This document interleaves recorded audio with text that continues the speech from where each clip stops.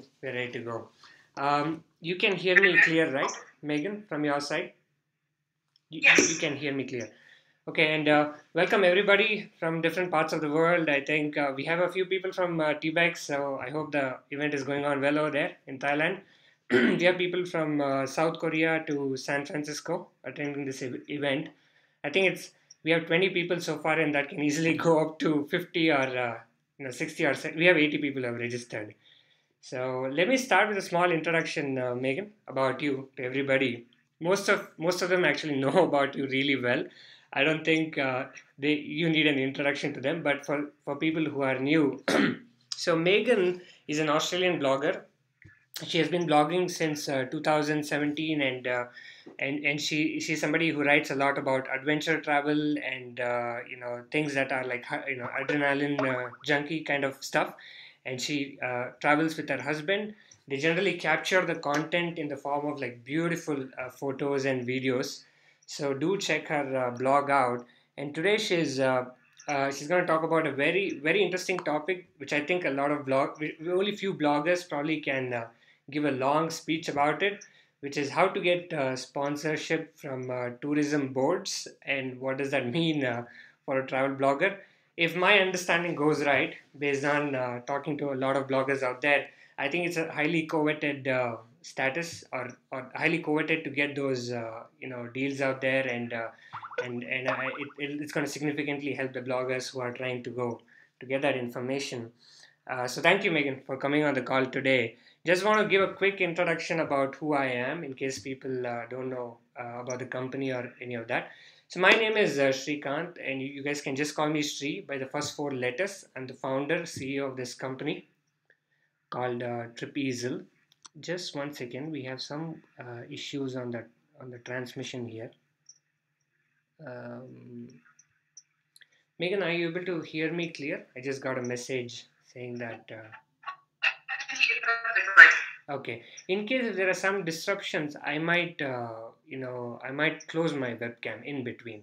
We'll do that in case if there are. It's the first time it's happening. We'll see how to manage that. Anyway, coming back to the company and founder CEO of this company called Trapezial, we are hosting a webinar series by top bloggers around the world. I think this is really the crux of some of the webinars that have been happening. This is the epic one. Actually, Will Hatton wrote that tweet. I could not have come up with those choice of words. I think he got the perfect words for this. For all of you guys out there, you can feel free to ask questions to Megan in between. There's a tab at the bottom called questions. You can put it in there. She might take it in between or towards the end. So I guess that's it from my side, Megan, and the table is open for you to take it over. Thank you. Awesome.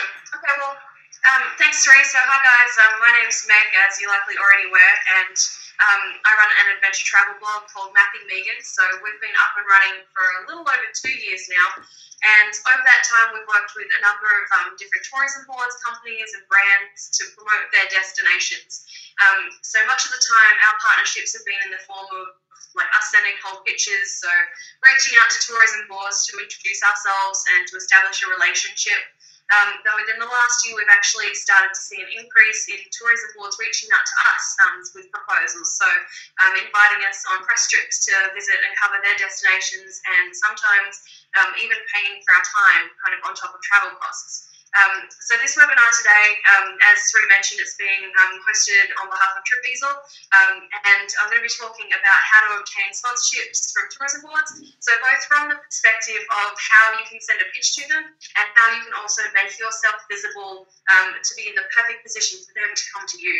So really everything we're going to be talking about today can be applied for going for sponsorships in general. So for instance, like setting up your own itinerary and organising a press trip yourself. So like pitching to hotels, tourism boards, brands in general. So while this is specifically about kind of pitching to tourism boards, you can apply it. Everything we'll be going over, you can apply it to any kind of sponsorship deal. So whether you're aiming for GoPro or Visit Iceland or British Airways, or just kind of big on the road.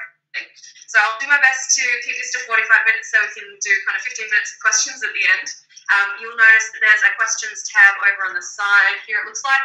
Yep. You can ask any questions, and I'll try to answer you at the end, so we'll get 15 minutes for that. So welcome everybody, thanks for coming. It's very exciting. So we'll start with the most frequently asked question that I get when I'm asked about kind of how to approach brands, and that's how to know if your blog is big enough to start pitching. And really, there's no magic number for this. So if you send a pitch board, things like page views and visitors and your Facebook followers, those things really don't matter that much, honestly. What it really comes down to is sending the perfect pitch, and we're going to go through the elements of putting together a perfect pitch in a minute. But when it comes down to it, if you're able to show that you have a super engaged audience, regardless of how big it is, so for instance, do people actually read your stuff? Do people actually comment on your stuff? Do you respond to it? So yes, some tourism boards are going to operate off like cold hard numbers, and really there's nothing you can do about that. But generally, if you can prove that you have a dedicated audience, despite the fact that it might be small, so for instance, if your blog is the perfect niche for the destination, or if a previous sponsored post you put up generated 200 referrals, if you prove that, then that's going to be much more valuable to the tourism board than having big numbers. So it's not always about having big numbers, and you don't necessarily always have to worry about, is your blog big enough yet to be pitched. Building an engaged audience really is key, and that's a topic for another time because you could spend another 5 minutes just on that. But the key really is essentially to create great content. So if you've built up a really solid base of content, then that's the best way to start and put yourself in a good position before you pitch. So the other thing is to think outside the box as well, as to what you can offer a tourism board. That doesn't necessarily have to mean coverage on your blog, for instance. So I was contacted by a tourism board yesterday who approached us, and they were interested in sponsoring a trip to their destination. But instead of writing about our experiences on a blog, they wanted us to write about our experiences for theirs. So they, for instance, it's a government website, they've just set up a blog and they want content. So our numbers necessarily don't matter as much because they're looking for content for their blog. So it's just really thinking outside the box as to what you can offer them. So perhaps you could offer your freelance writing or your photography skills. Just really get creative in what you're offering and try and think about how you can create something unique. So the voice you've developed for your blog might be different, for example, or you can perhaps present the tourism board with a story that they wouldn't be able to get otherwise. So just because you don't have necessarily big numbers, that doesn't mean that you won't be able to craft a successful pitch. Really, it's your job to show the sponsor that you're worth it and to highlight your strengths in that pitch. So my blog was only 6 months old before I started pitching, and granted it wasn't to a tourism board, but once again, same kind of strategies apply. So we approached hotels for complimentary stays on like it was a 12-day trip from Florida to DC. These hotels, we didn't think we'd have a chance because we were just starting out and it was so brand new. But in the end, we sold ourselves based off our strengths. So, for instance, my social media numbers were great right then, but my website traffic wasn't really quite there yet. So we figured out we had nothing to lose. So we sent out our pitches and we ended up having 10 nights out of 12 comped for reviews. And these were in hotels like Mt Kilimanjaro and Hilton. So we've been asked that they just wouldn't write back to us, or we'd just hear back and no. So really, we had nothing to lose.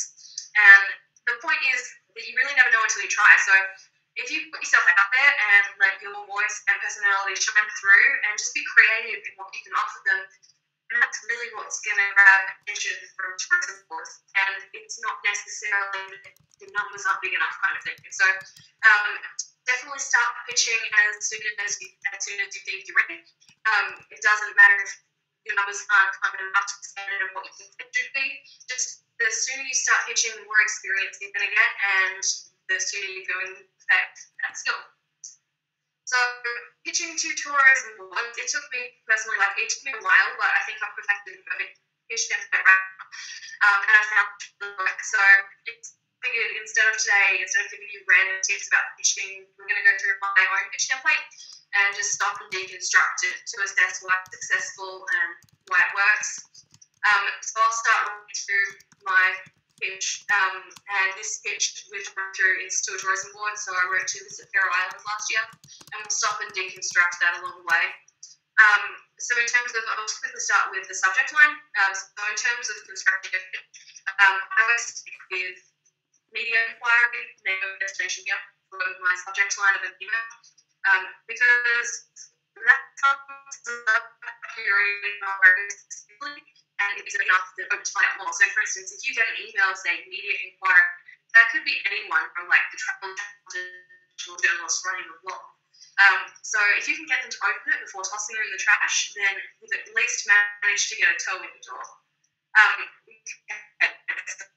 going to read my email. My printer's broken at the moment. But so my pitch starts with, I'm going to stop and deconstruct this right now because the first two words of your pitch email can either make or break a pitch. So one of the most important aspects in a pitch is knowing who to pitch to. And it's so easy to skip the step and just write a generic to the head of sales and marketing, or like to the head of sales and marketing, to the general manager of the hotel. But that little bit of extra detective work really goes a long way, and finding the correct contact and the correct address to address them directly makes a huge difference. Even if your proposal doesn't work out, and we will go through the different reasons why proposals don't work out, so even if it doesn't work out, I found that addressing someone by name does make you stand out from the rest of the pitches that they might receive, and they do receive a lot of other pitches from other bloggers. It makes you stand out from those who don't address them by name, and it's not a sign of respect. Like, it's a sign that you've done your research, and in my experience, this generally guarantees that you'll get a response back. A polite and sincere apology for not being able to help you at the time. Addressing someone by name is much more personal, and like a pitch which says to the head of the market generally implies that you could have just copied and pasted it and blasted it up just for the sake of getting anywhere which would stick basically. So it implies that you haven't taken the time. Generally, to find a contact, if you're wondering how to do that, it's generally readily available, honestly, on a destination's media page or press page. So every tourism board will have a website. Often you have to scroll down to the bottom to find their footer information found, like if it's not in the menu. But if it isn't listed, then that is generally Twitter. And if a destination is active on Twitter, I'll usually send out a tweet. I try to keep it kind of light and fun, but very professional. So if you have to visit Faroe Islands, set up a visit for some fabulous hiking, who would be the best contact to chat with about the day? We'd love to work together. And then I usually throw in at the end something like Happy Tuesday. But the most important thing about this is that if you choose to tweet someone and they choose to reply, they'll probably generally write back to you in a direct message with that contact that you're seeking. So make sure that you're following them on Twitter. Because if you don't follow them on Twitter and they go to send you a direct message back, you look like an absolute fool because they get a little shiny pop-up which says, unfortunately, this message cannot go through. The user is not following you. So if they kind of send you a tweet back saying, went to DM you, but you're not following us, winky face, it's kind of it's very embarrassing. So especially since you're supposed to be such a fan of the destination. So if you're going to reach out on Twitter, make sure you're following them first. And that would be my biggest tip there. So otherwise, I would honestly suggest kind of building up the courage to make a call. And yes, that can be very intimidating. That's just kind of a few lines and speak to someone within the tourism board. You'll not only get direct contact, but they put a voice in your name. They'll be and they'll get your emails come through. So I was super nervous the first time I took a pitch, I pitched on a phone call. I generally tried to keep it to the effect of, hi, my name's Meg. I run a travel blog called Matt Megan. We're an adventure travel blog. We have quite a decent following on social media. We'll be coming through your region quite shortly, and we were interested in sending a proposal to target us for our readers. I was hoping to call and see if I could take down your email address if you're interested in working with online influencers and hearing more. And like, as I said, it is very overwhelming because you're putting yourself on the spot when you're speaking to someone by phone as opposed to typing out an email where you can go through it and perfect it. But I think that if you can write down with phone conversations building up that confidence to make a phone call for that initial contact is that if you fake confidence, then like if you pretend this all the time and you pretend you pitch calls all the time, I've found that actually works really well. And if you're confident, if you're faking confidence, you actually become confident. It sounds ridiculous, but that's how that was my approach with calling people on the phone. So I really do think that finding the right contact is going to make or break your pitch just straight up, and then avoid sending a pitch to one of those generic like info email addresses if you can. Also along the same line of thinking, so a destination's media page will generally list if they have any specific requirements for information to include a request. Sometimes they might have like specific forms that they'll require you to fill in. So make sure that you do go to a destination or a tourism board's website beforehand, and you do check out their press page before you send a pitch, because this will have the most important information about who they work, what kinds of influencers that they work with, and what their expectations are for your pitch. Got some questions on the side here. Still quite bad on my end, unfortunately. I'll wait for the recording. I'm sorry. Recording afterwards, which will be available for 48 hours afterwards. That's right. Meg, we can also do this. I assume you'll be talking a little more. Hello. Okay. What we can do is you can pause your webcam, and we can still. I think the audio will improve if you do that. I have captured your video. Yes. I have captured your audio recording. So just for other people, we can do that. Is the audio better now, guys? I'm so sorry, I didn't see the questions until just then. It's better now. It's better now. The audio is better now? Yeah, we were able to hear things. In between, some things were lost actually, but it's better now. Much better? Sorry, guys. Okay. A little bit better? Would you like me to slow down? Am I talking too fast? Yeah, I guess. Okay. Yes, better. Everybody says it's cool. Okay, perfect. So we'll go. So in that case, the most important part of kind of addressing a pitch would be to find the right contact. So my pitch then goes. So dear Susanna, so my husband and I are embarking on a 5-month media trip around the world starting May 2014, and we will be incorporating a visit to the Faroe Islands. We run the popular adventure travel blog Matt and Megan, and are writing to you today to discuss arranging press tours and assistance with transport in exchange for considerable online exposure. We have independently booked flights and accommodation for our visit. However, we'd be interested in discussing the potential for press tours, a car rental, and or a 7-day travel guide. So straight away I've told them who we are and what we do in one sentence, and in the second sentence I've told them what we want. So it's very clear, it's very concise, and we don't waste their time. So the second point is knowing what you want, and this is one of the biggest things for a successful pitch.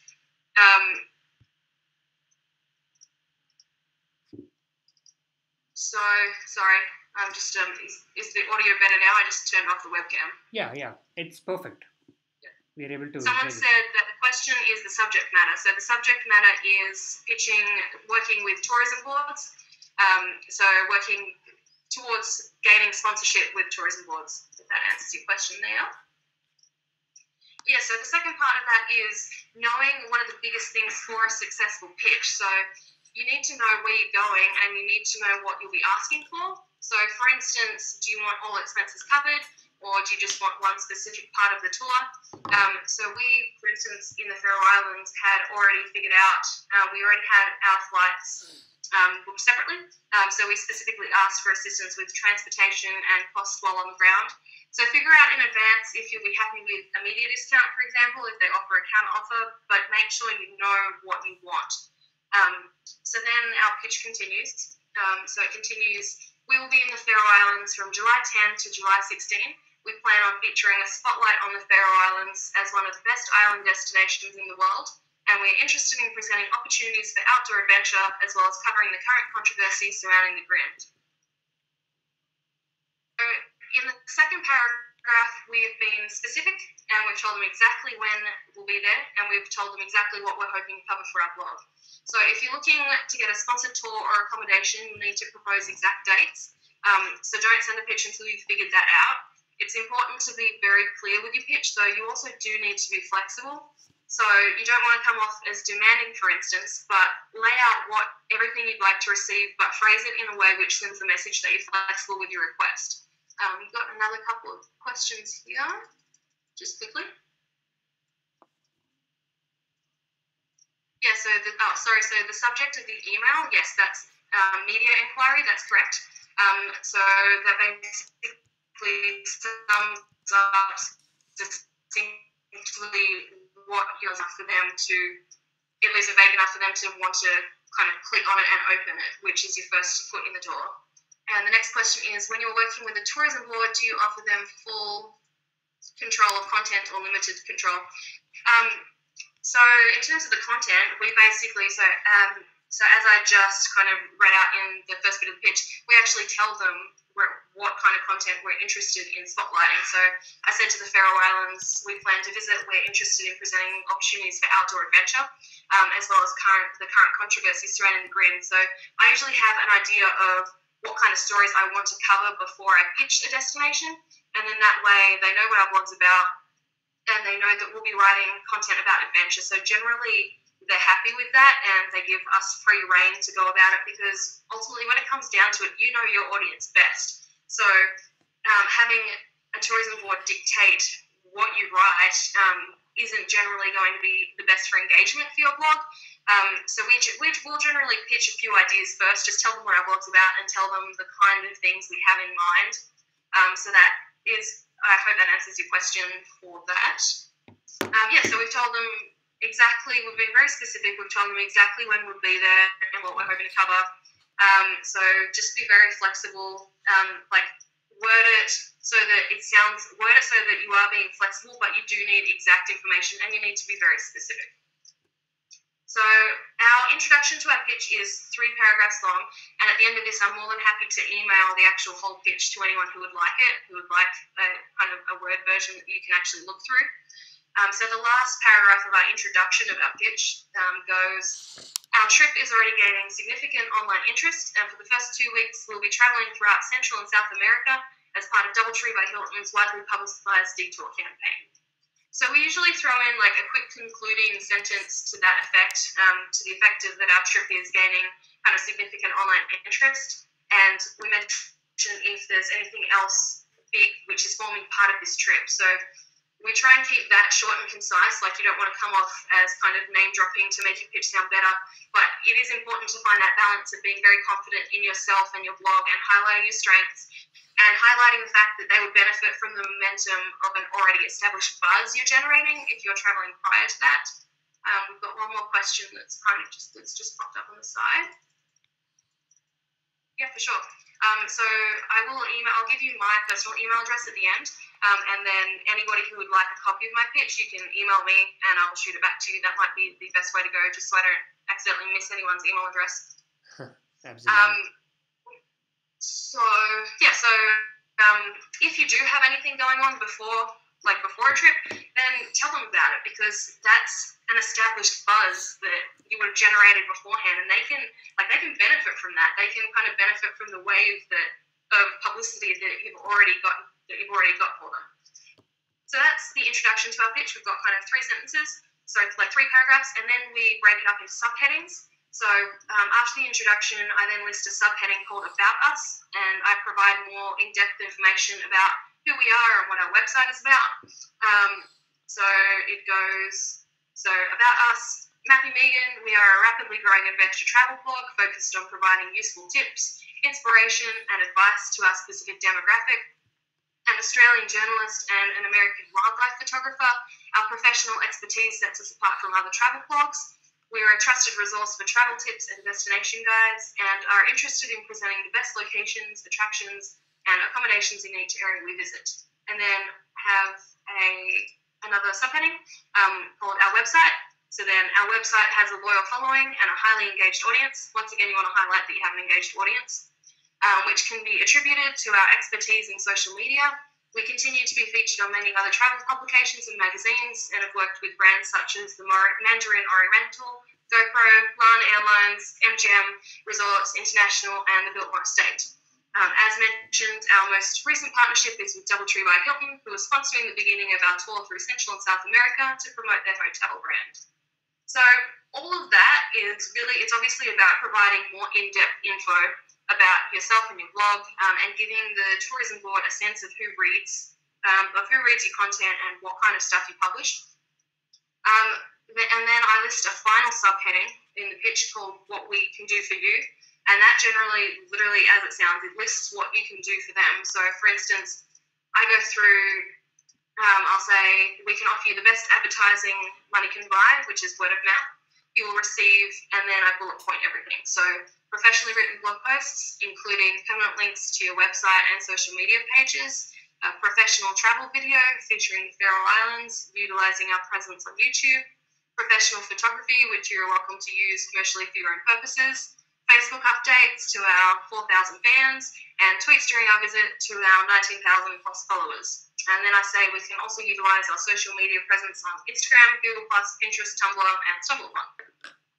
So I have all of that listed in bullet points, and I set out exactly what they'll receive in exchange for what we're asking, and you can obviously customize that depending on the value of what you're asking for. So for instance, professional photographers likely wouldn't even dream to offer commercial rights for their photographs, because that's how they make money. But if you're getting a first-class trip from the opposite side of the globe, then this might be a mutually beneficial trade. So it's about weighing up the value of what you're offering them and the value of what you're receiving. So provide them with your stats also. They'll realise that they do their own homework too. And if they're interested in working with you, they're going to look you up. So the biggest thing is to never inflate your stats. Once again, like if your website numbers aren't there, you can page instead, for instance, or your Twitter following, or even list your most recent photography awards kind of thing. So you can leave unimpressive stats out and then like replace them with something else, but you should never, absolutely never inflate your numbers, because you will get caught and it's likely that they'll never work with you again. So likewise, it's important to demonstrate what you can offer, but don't oversell yourself and don't make promises that you can't keep. I'll just quickly check if we've got any more questions. Nope, I think we're still pretty good. So then we end our pitch. So our pitch so far, it's been kind of a very short 3-sentence introduction, and then a subheading about us, a subheading about our website, subheading about what we can offer them. And then we usually end with a quick thank you. So we say, thank you for taking the time to read our proposal. We know that your time is valuable, and we greatly appreciate you considering our inquiry. We look forward to hearing from you and further discussing how we can work together. So I write that just to obviously keep it professional and make them aware that we know that their time is valuable kind of thing. So it's about not coming off as entitled and knowing that it's like their time is valuable. We don't want to waste their time kind of thing. So that's our pitch. Emails on my email address. So my email address is megangerard@gmail.com, which is megangerard@gmail.com. And at the end, if you want to shoot me an email asking for the pitch, I can send that through to you so that you've got a copy of it as well. So a couple of other tips about pitching. Firstly, there's an amazing email extension, and it's for Chrome. It's called Sidekick, and this is for getting notifications when someone opens your email. So you can see who's opening your emails, you can see how many times they open them, and if they click on any links. So basically, you get the gist if a tourism board is interested, and whether you should send a follow-up if you don't hear back, or whether they haven't opened it at all, so maybe you should start looking for a different contact. Just checking the questions quickly again. So someone said, Thomas has said, if stats are low but growing well or continuously, would you advise mentioning that? Yeah, absolutely. So I would definitely advise if your stats are growing continuously, and I said this in the beginning in a lot of my pitch emails, I'd say that we're rapidly growing, and I still say that. So let them know that you're rapidly growing, that you might have only established your blog kind of 6 months ago or 12 months ago, yet you've seen a rapid increase in your engagement, a rapid increase in your Facebook. As I said, it's about playing to your strengths. So identify which strengths you've got and like work that angle kind of thing. You don't have to highlight, like if your Twitter numbers are super low, you don't have to highlight that, but if your Facebook has been growing ridiculously, then definitely highlight that. Next, is my voice still choppy? No, it's perfect now. Okay.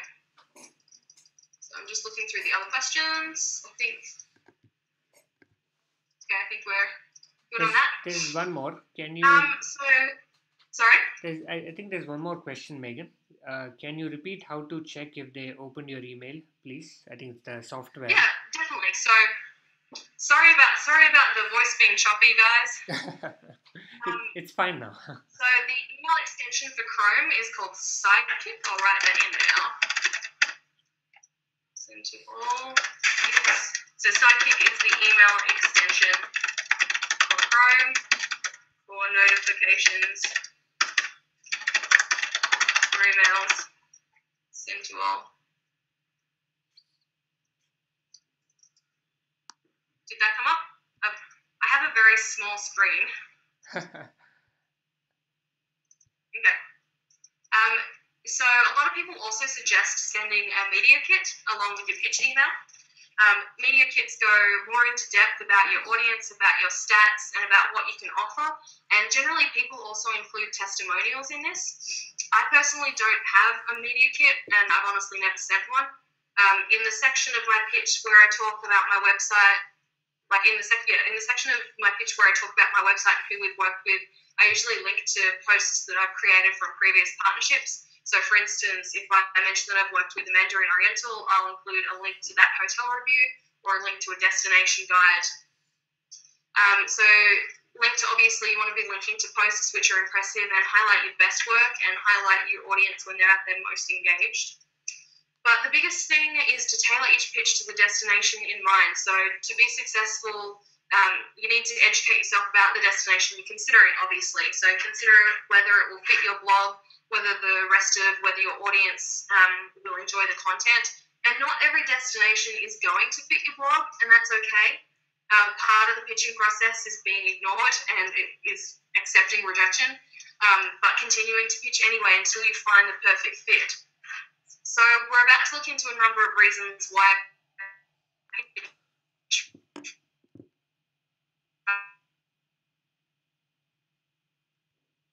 fails, because each time you pick one, it's also not you. So if I haven't generally, I'll send a polite follow-up email, or I'll even give the contact for them. It's very cracks, and many PR reps are like super busy. So a friendly reminder can't hurt. Sometimes it's just literally about being both patient and persistent. But always make sure you're remaining professional and kind. So do make sure you check the media section of their website as well, because sometimes this will list like a specific time frame that they'll give you to expect a reply back, so like 2 to 3 weeks or something like that. Okay, does anyone have any questions before I go into kind of why your pitch failed? There are a few more. If you would like, you can take them now or towards the end. Yeah, I'm trying to... Do you want me to read them out, Megan? Yeah, if you can read them out, that'd be great, because for some reason my question's screen and it's not coming up properly. Okay, I'll read them out. So there's one by David where he's asking, what would you consider that the bottom line in terms of daily contacts your website has before you're likely to be looked at by the tourism office? Was that clear? Or it really depends on each tourism board, honestly. And as I said, so when we started pitching, I think we only had kind of 100 to 200 visitors per day, and that's when we started pitching. So that's potentially what you can, a number that you can maybe aim for. Because if you can prove that you have 100, even if you only have 100 and other blogs might have 1,000, if you can prove that they're engaged, then that's a good starting point. But even if you don't have the website visitors, if you focus on your social media, if you have even kind of only if you have 1,000 Facebook followers, then pitch that at them instead. Okay. One more question by Pages. Do you send case studies from other similar campaigns? Sorry. Uh, they are asking, do you send case studies from other similar campaigns? I guess the question's a bit incomplete. Let's see. Do you see that if it is a rejection, then there is no answer? I've almost never got a negative answer, but a silence a couple of times. Oh, it's a different question. Like, there will be silence. There will, with all your pitches, generally, we might send 10 pitches and we might get 3 responses. So there will be silence.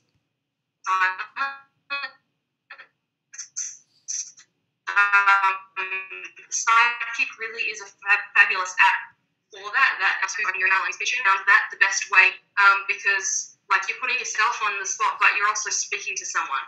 And if they can put a voice to you, then I found that generally helps. But sometimes like silence is going to happen, and we will go. I'm about to go through the different reasons why that might be, because it might be that you left out critical information, or that they don't have the budget, so or that you asked too late, kind of thing. But definitely, I think the best way to deal with silence is to give them a follow-up call, give them a follow-up email, even tweet them on Twitter and just say, once again, remaining professional, but hey, I sent Susanna an email, I'd love to work with you, is this the best contact, kind of thing. I see. I think that's about it for now, Megan. You can probably continue, and then we'll have more questions, Okay, cool. I guess. So we'll quickly go through why your pitch failed. So as I said, like you could send out 10 pitches and only three of them might get back to you, and that's myself included, obviously. There are a variety of reasons why pitches will fail or why you never hear back, so why you get that silence. And a lot of the time it might not be you. Like you could have crafted the best pitch in the world, but in the end your blog just wasn't a good fit, or the timing wasn't right, or they didn't have the right budget.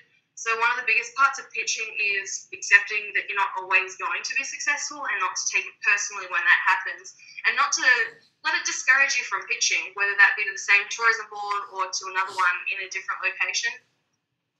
So one of the biggest reasons why a pitch will fail is that you left out critical information or you weren't specific, and you'd be surprised by how many people send pitches without the basic information, so like without the name or link to your blog. And as I've already mentioned, like PR reps are really busy and they don't often have the time to look you up. So if they don't have the time to look you up and you've missed information, then it's going to go straight in the trash. One of the biggest things I do is when I have the contact, I'll actually formulate my pitch first.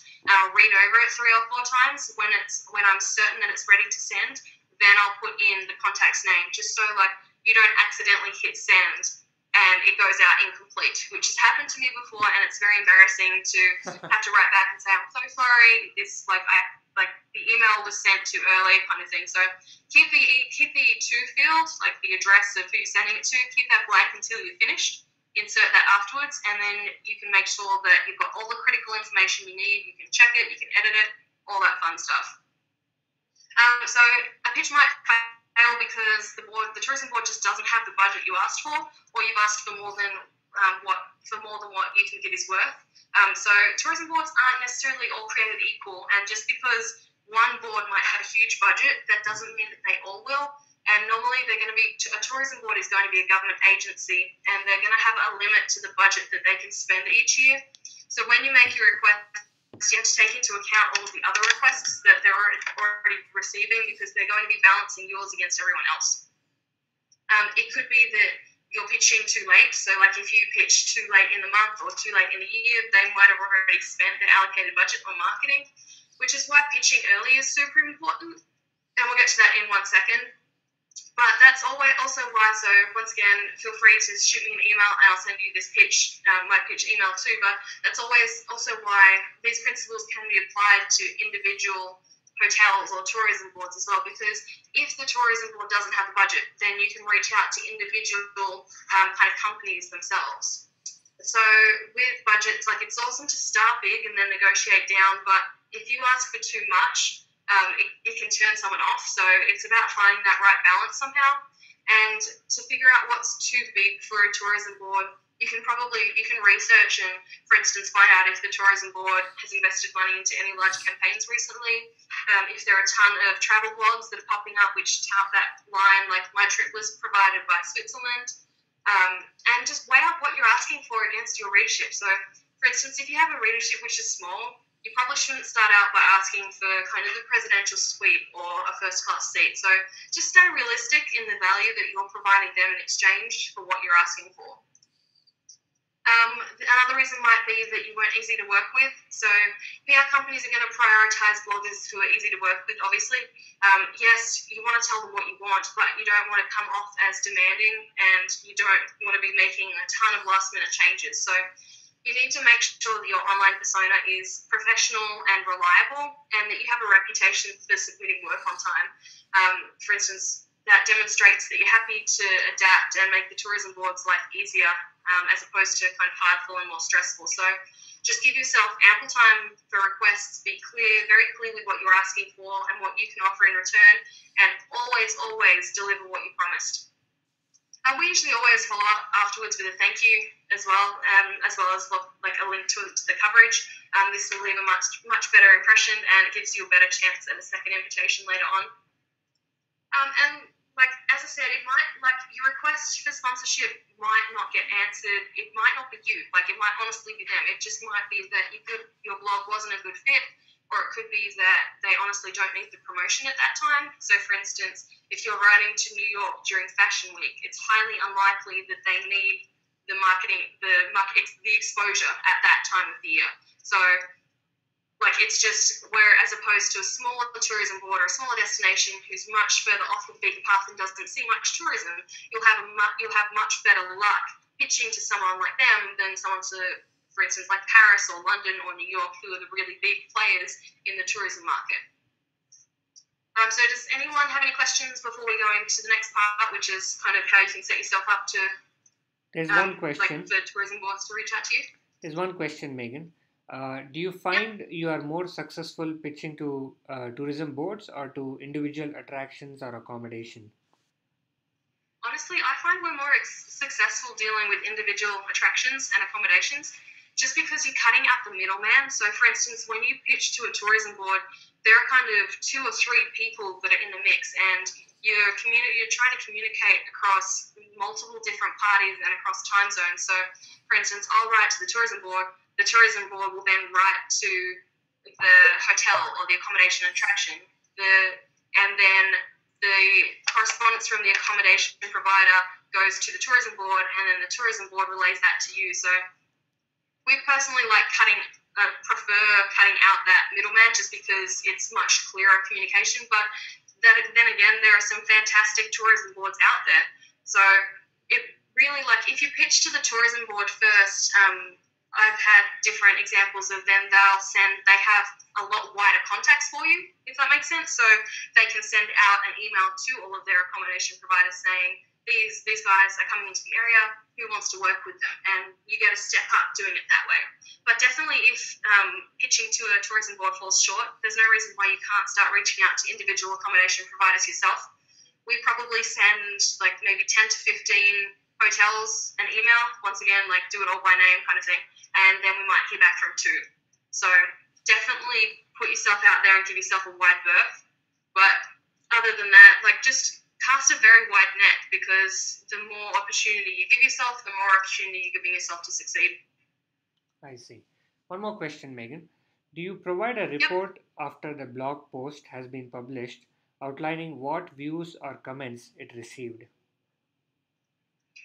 Generally, I haven't really done that in the past. It's a fantastic idea, and like if you do a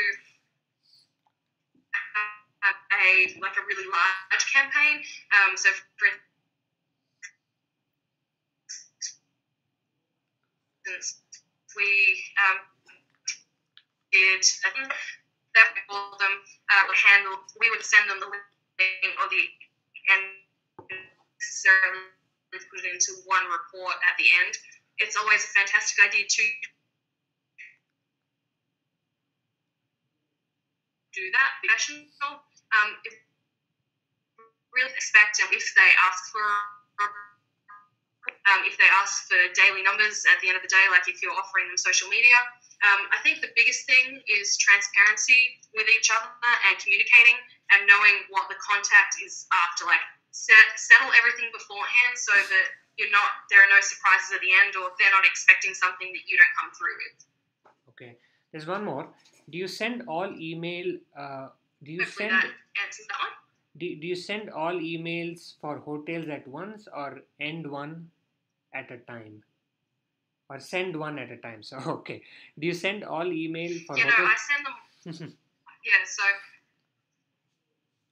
absolutely. So I send one at a time because obviously you want to be sending it to the right contact and you want to address them by name because this really will make your pitch so much more successful because it's like you've taken the time to you're writing to them as opposed to you're writing to 10 of them and just kind of want to go with whatever sticks, if that makes sense, which essentially you're doing by sending out 10 emails. But if you send them out one by one and make it much more personal, then you're more likely to succeed in a pitch. So I would highly suggest not sending out mass emails at all. Highly recommend doing it individually. It might take you more time, but in the end, it's going to make you far more successful. Cool. I think yeah. I mean, you can continue on, Megan. Okay. Looks like we've only got kind of 15 minutes left, so I'll just do this really quickly. But the last bit is what to do for them to reach out to you. So obviously having a tourism board reach out to you is like ideal. And this will come after you've built up a noticeable presence online and after you've networked quite extensively. Networking is a whole different topic in itself, but just note that it's not only your immediate networks, which will come in handy to scoring sponsored trips with tourism boards, it's also the networks of your networks. So, for instance, don't take a narrow approach to networking and put all of your efforts into building a few select contacts. So, for instance, definitely go out there and try and establish networks with the tourism contacts that you want to work with, but cast a wide net. So start forming relationships with everyone within the industry. So from bloggers to PR reps and everyone in between. For instance, if you're on good terms with fellow bloggers and they receive a press invite, much of the time the tourism boards are going to be open to being introduced to people that like this blogger recommends.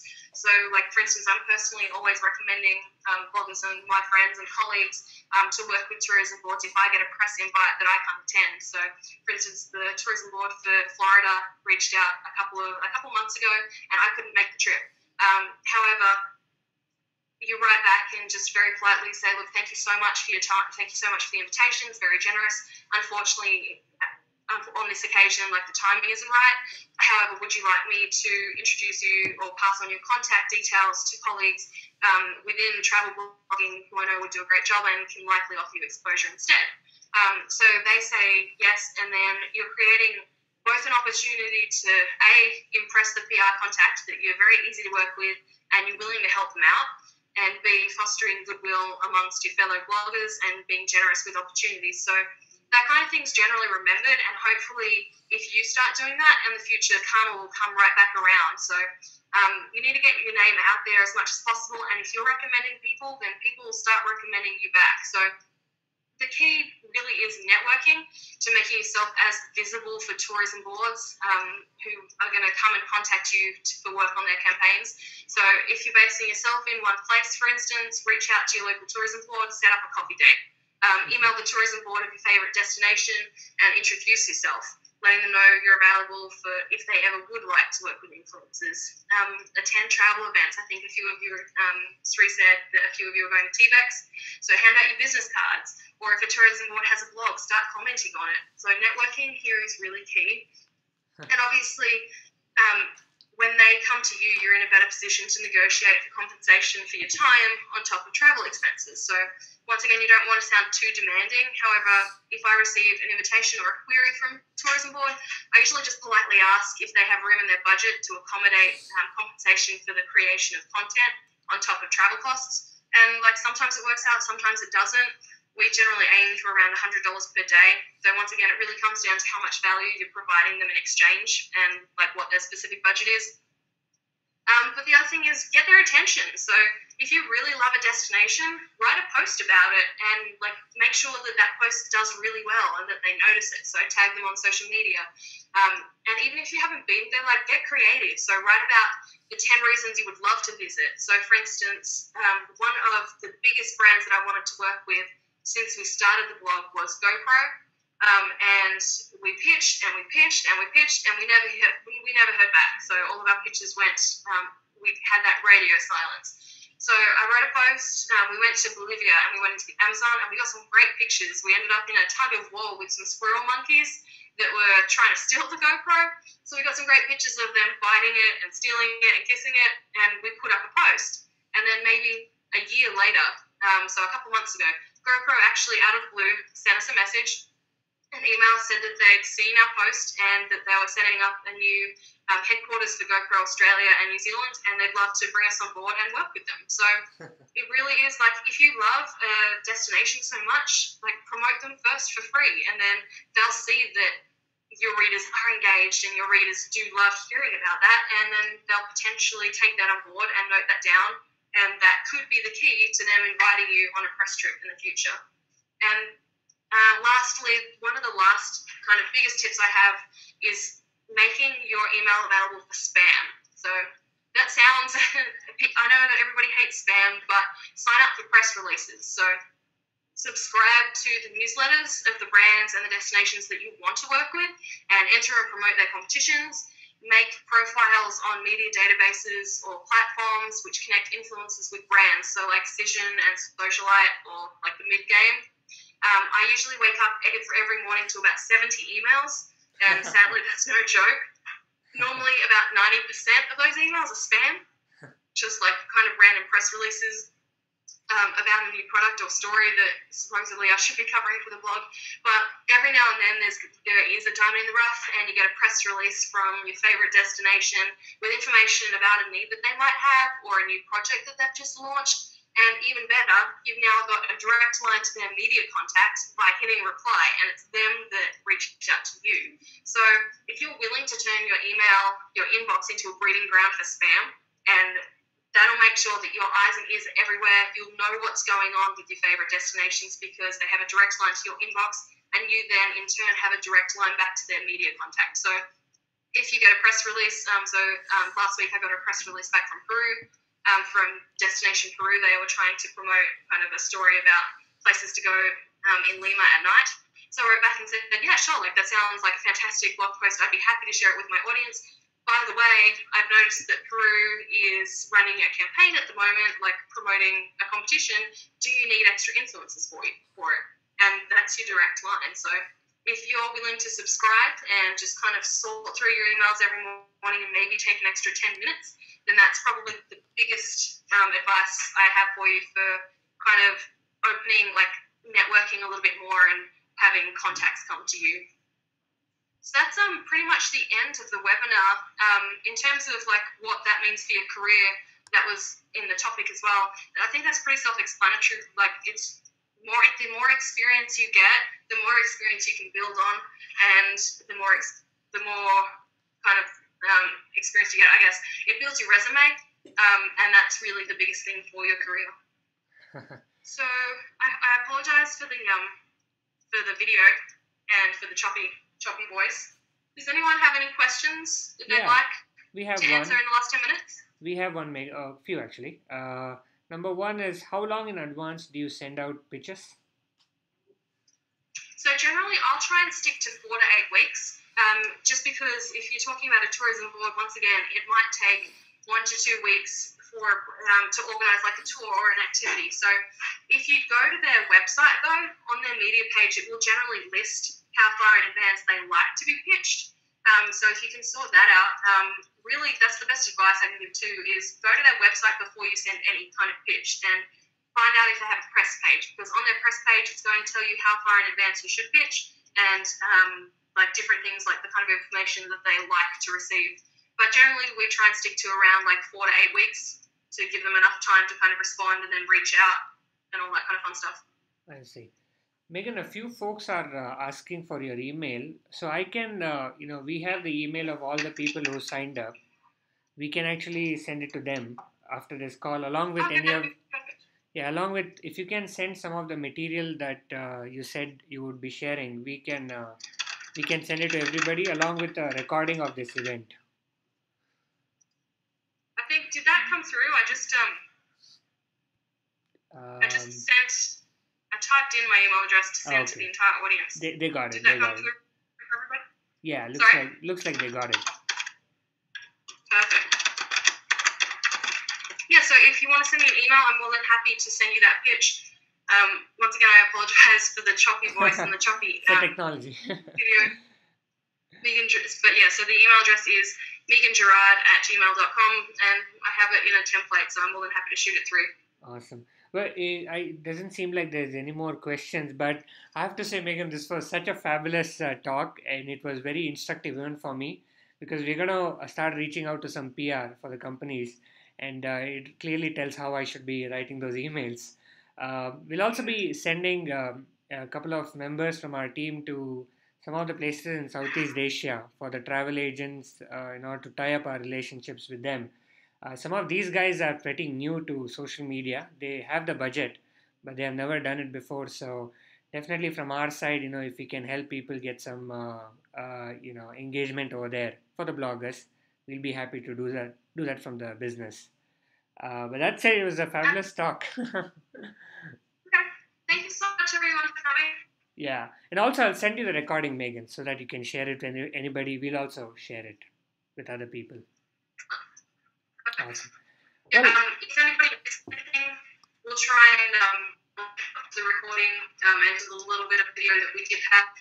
History said it was available for 48 hours. You can go back through and listen to again. Yeah. Thanks a lot, Megan. You have a great day. Thank you very much. Thank you. Bye-bye.